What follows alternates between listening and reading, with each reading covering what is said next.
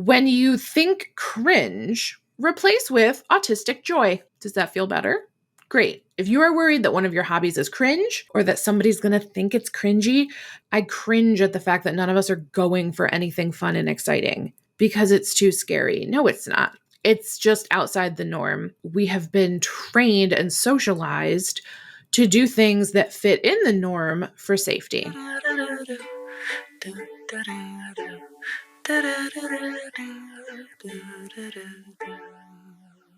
Hello, sunshine. Welcome back to the Neurodivergent Creative Podcast. Today we're going to talk about cringy stuff, like the concept of cringe and what that means and why people think it's bad and why it's not really a problem.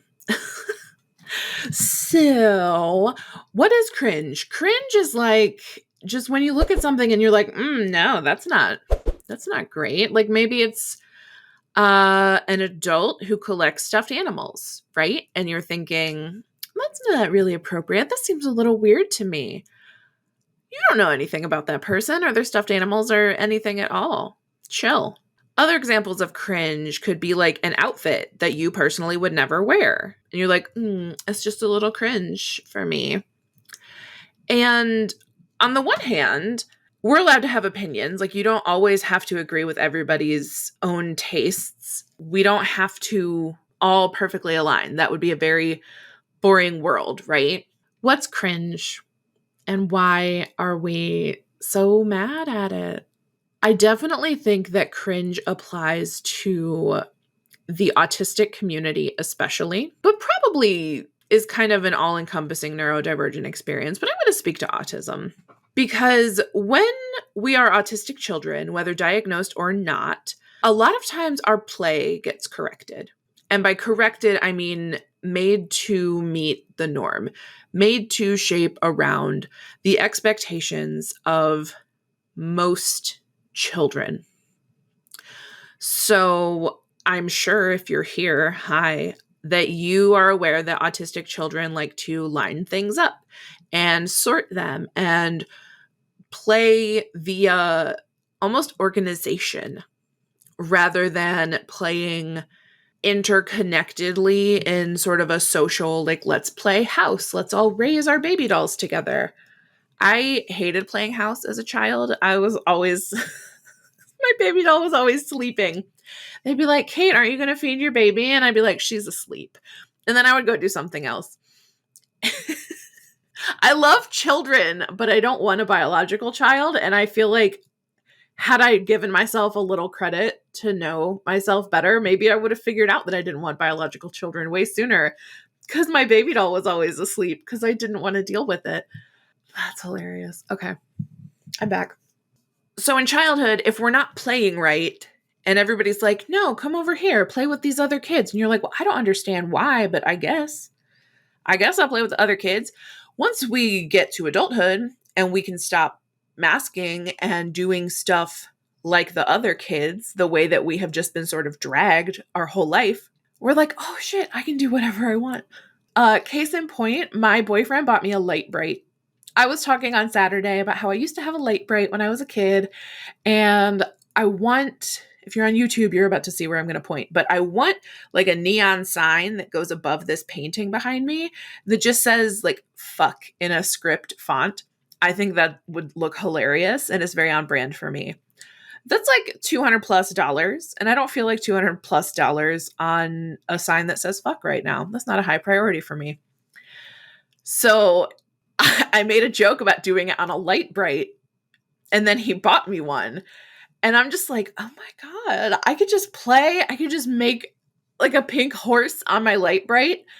Most adults are not out there buying light brights or getting that excited about light brights. I was super pumped about this light bright. Just like the other day, I sat down and colored in a coloring book. There's this whole adult coloring book market now that did not used to exist. And part of that is just because the world has a lot more people in it. We got a lot more stress. Capitalism needs to innovate, right? Heavy air quotes on capitalism breeds innovation. But it's like, how do we as a coloring book company get more market share? And it's like, make them for the grownups. Do you know which types of grownups buy things that remind them of children's activities? The grownups who didn't get to be children, which is a lot of Gen Xers, the latchkey kids who came right home from school and had to take care of themselves because their parents were at work. The millennials who we've experienced like 14 historical events in our lifetime. And we're like, I feel like this is too much. I feel like this is not normal. Maybe like one or two newsworthy world-changing headlines, but no, like the planet's dying. The economy is economying. 9/11, Ukraine and Russia invading Ukraine. I don't want to be like, Ukraine got invaded. That's passive voice and kind of puts Ukraine in the crosshairs there. No, Russia invaded a whole ass country. And it's just like, when will the wonders never, like, why? Why? I need the world to just chill. Do you know what makes the world chill? Fucking Animal Crossing. Where I can just go, nothing can hurt me there. I might get stung by a wasp, but I keep medicine in my pockets so that I can take the medicine and be better. There are no existential crises in Animal Crossing. Coloring books are calm. Stuffed animals are soft and nice. And now you can get them with weight added. You can have a weighted stuffed animal because of your anxiety. Because we're all fucking mentally ill. Because the world is falling apart. Like, let's just let people enjoy things. If you like cartoons, here's another anxiety thing. I know I said I was going to focus on autism. This also relates to autism. The reason that we watch comfort shows over and over again, so like instead of picking new media, we're like, ooh, let's just see what's trending on Netflix. Absolutely not. I'm going to watch something that I already know when I am my most stressed out because it's predictable, it's safe, it's comfortable. So my comfort shows are Bob's Burgers or Robert's Hamburgers if we're feeling fancy, Modern Family, and Disney movies. Those are calm, supportive, nourishing pieces of media for when the world is overwhelming, which means if I am feeling sensory overwhelm, like I just had to listen to too many noises today. 12 people talk to me at once. 12 is a lot. Three people talk to me at once. Now I need Encanto. Children's things that are, Modern Family and Bob's Burgers aren't inherently for children, but they are like safe, like nobody gets murdered. Nobody gets murdered in these shows. I am not a true crime girly. I don't understand how the true crime girlies are doing it because that to me just sounds like I would constantly be worrying about what creative ways I could get murdered on any given day. All this going back to the concept of like cringe. Is it cringe to have an adult coloring book? Who gives a shit? Is it cringe to wear bright colors? Let's talk about LuLaRoe. When LuLaRoe was all the rage before everything started ripping because they grew too fast and couldn't maintain quality. And so every single time you got a brand new pair of leggings, your ass ripped out. And now you had a useless pair of $25 fabric. Not a great time. But I was dressing like full ass, like a toddler. I was like, yes, they called it pattern mixing. I'm going to wear florals, a floral dress with a geometric pattern leg. And I looked like fashion exploded. That's fine. Many people are still wearing LuLaRoe. This is all fine. I don't care what other people think of what I'm wearing as long as like my boob is not out, and even then if my boob was out, who cares? It's a boob. But, as long as I'm covered, as long as I'm comfortable, it's really nobody else's business if my outfit is cringe. So re-embrace cringe. We're taking it back. I don't care. Like my office is purple. It's bright purple. I put up some little like gemstone fairy lights behind me.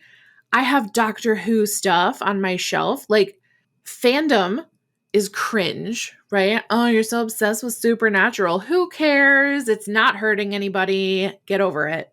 Also, I had to stop watching Supernatural. I was just like, it just keeps being hard.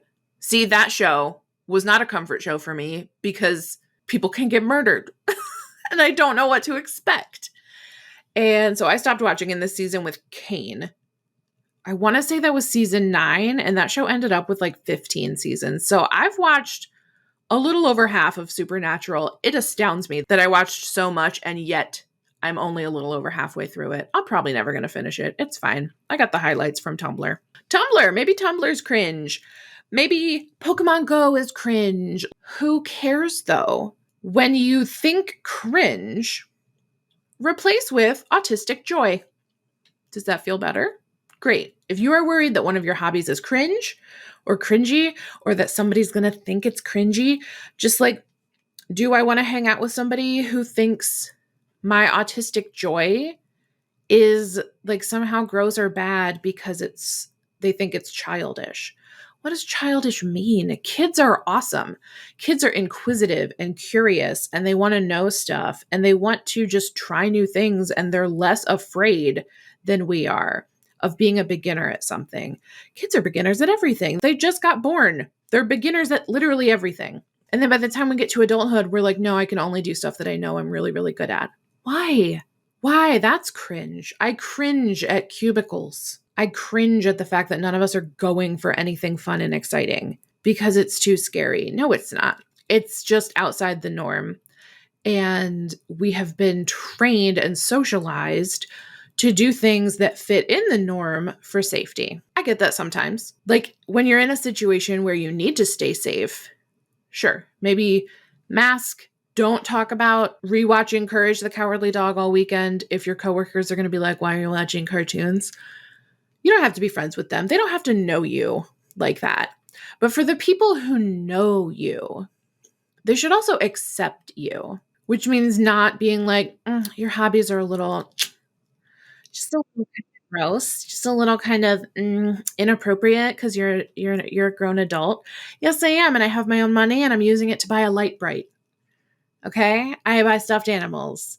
When I bought new sheets after I left my abusive ex-husband, I went shopping in the kids section and got a comforter with glittery stars on it.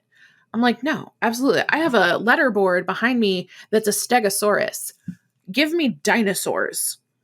I want dinosaurs. I want bright colors. I want art. I do not care if anybody else thinks it's cringy, as long as it makes me happy. And I also say this as somebody who will be like, ooh, that outfit is kind of cringy, right?